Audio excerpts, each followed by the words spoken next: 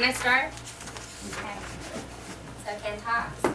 So my book was Strange Bodies by Marcel Theroux. He's still alive, Mr.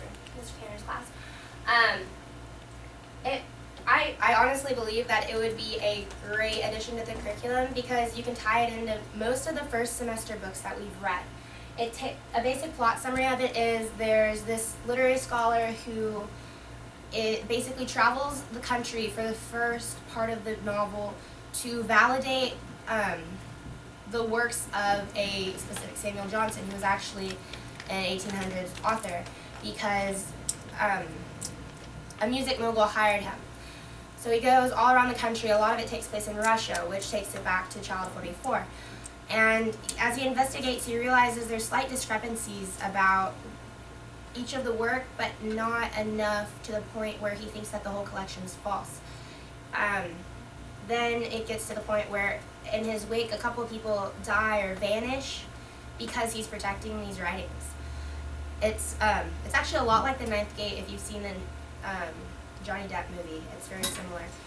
And it turns out that the premise of the book is this music mogul and this group of people have figured out a way to program invalids to an extent with predetermined consciousnesses based on the amount of knowledge available on them. So the main character discovers that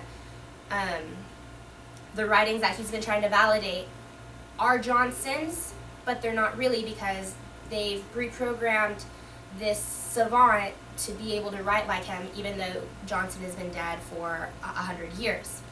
This eventually leads to his death, and then the story is actually a account of the main character's consciousness in his reprogramming.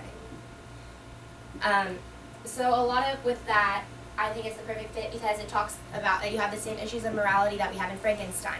Can you create people? Can you revive people? Can you cheat death? There's a lot of action. It's a really action-packed book. It mirrors a lot of the journey of the protagonist, like you see in Child 44. Then the obsession with art and the way that it makes people corrupt in morality. It really ties into Dorian Gray. There's Putin has a lot of it. There's a lot of Russian bad guys, so that was another thing. Then like clockwork. I had an extra slide here. It must not have sent. That's why. It doesn't matter. And then it really, with the power that these people in power have that are trying to figure out ways to cheat death, it is it's very critical of communist government because it takes place in a setting that happens in.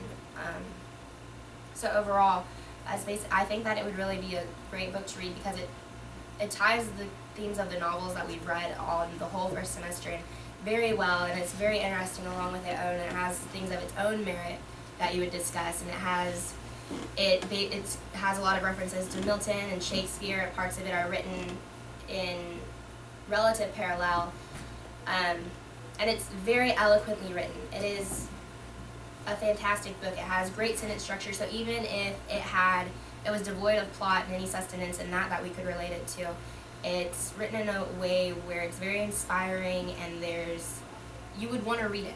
It's not one of the books like Grendel where you struggle and you don't understand what's going on and you don't want to read it, but you have to read it. You want to read this book, and it's good.